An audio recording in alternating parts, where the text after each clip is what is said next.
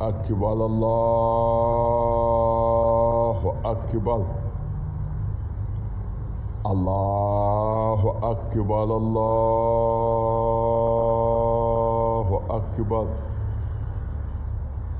الله أكبر الله أكبر الله أكبر الله أكبر الله أكبر أشهد أن لا إله إلا الله الله أكبر الله أكبر أشهد أن لا إله إلا الله الله أكبر الله أكبر أشهد أن لا إله إلا الله الله أكبر الله أكبر Assalamu alaikum wa rahmatullahi wa barakatuh. Yes, that recitation of the Holy Divine Ayahs, Astakabel Ayah, or the Divine Holy of Astakabel, when we say Allahu Akbar, as well as the Holy Divine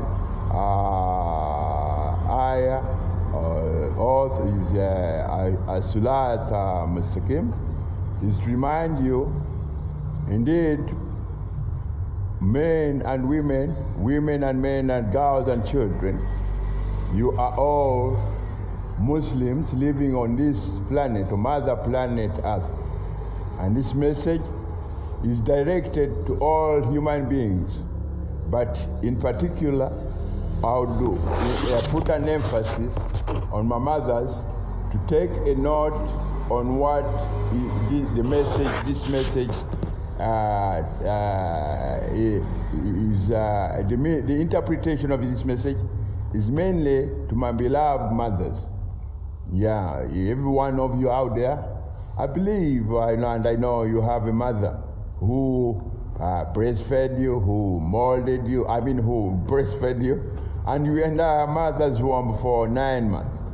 If you are a human being and you were in your mother's womb for 9 months, yes, that time when you spend 9 months in your mother's womb, there's also time when you couldn't even crawl, when you couldn't make any movements of like we are a human being when they are born. The first step is to crawl. After they have crawled, then they stand up and then take first steps, second step, things like that. That is how Allah interpreted our lives in those 9 months in our mother's womb, and then when we're born and whatever, as babies, as babies and then adults and so on, or teenagers and adults. It is in those interpretations, they are very scared, intricate interpretations or encrypted interpretations, whereby, as a mother, you are required, as it is, that you guide your child when you give birth to them. You pick them, you put them on your breast, because they spend time in your womb for nine months in your womb. When you are breastfeeding them, then it's very advisable that you remind them of the beautiful name Allah, which they mentioned when they came out of your womb. When the child comes out of their mother's womb, the first call they make is Ashahad Atakabir. When they say Allah, Allah, Allah, Allah, Allah. In that interpretation, there's a very special whatever that a child, when they are in their mother's womb, they don't know who their mothers are. Or they don't know whether they don't know even whether they are in the womb. So in that sense, it's very important that human beings, wherever you are on this planet, especially mothers, do take this message to all of you as human beings, as well as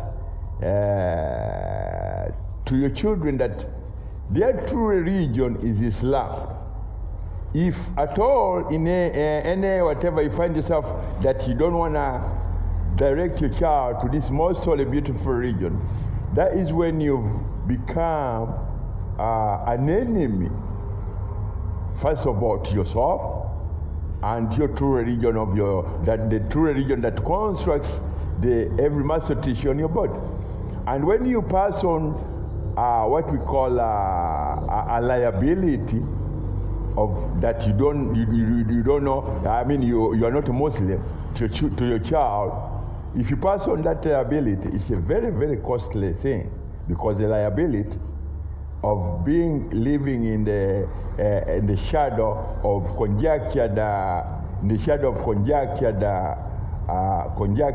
beliefs is very different living in the true religion in which you are created. If you live in whatever that you conjecture, you'll find that every other day you need to go to the hospital.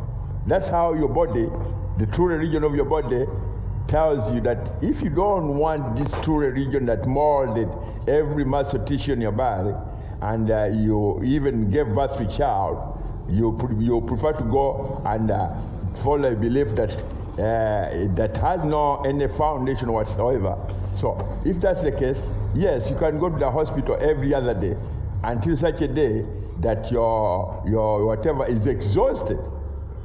If it's money, it will be exhausted, because you never find any beauty in entering a hospital. Spending 3 hours in a queue to see a doctor or a consultant is very costly. That's a part of almost your day is gone. So that way, I would advise every human being, especially mothers, guide your children and yourself the true religion in which you were created. I tell you, the true religion from which you were created is Islam. It has proof and evidence, first of all, inside your body, as well as outside on your forecourt, on a tree. A tree you look at when you are either going to work or coming home or whatever, going to the market. That tree in your forecourt is true religion, pure, clean religion, is Islam. It has never changed, it will never change. Its religion will always be pure Islam. In that sense, a tree produces a fruit, it produces whatever flowers and what have you. And it provides so many benefits to those of your community as Muslims, to the insects, to the birds, to many things, and to you. So that way, make sure you guide your children not to follow any other beliefs. Other beliefs are very deadly contradictions. That those contradictions are kind of they put your life and your children into what we call being an enemy, or making life an enemy to you as human beings. If life becomes an enemy to you, that means we saw before I complete that sentence, I say life is a religion, and that most holy, beautiful religion is Islam. Life is a very beautiful religion, and that most holy, beautiful religion is Islam. If you make that life and you want to live it in a contradictory or a contradiction to the beauty of life, then you are making life an enemy, either to you or to your children and your society, or to the environment.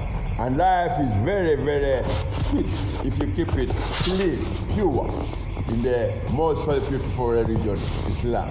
Do not commit fitna against your own body or your own children or your own society. Assalamu alaikum warahmatullahi wabarakatuh.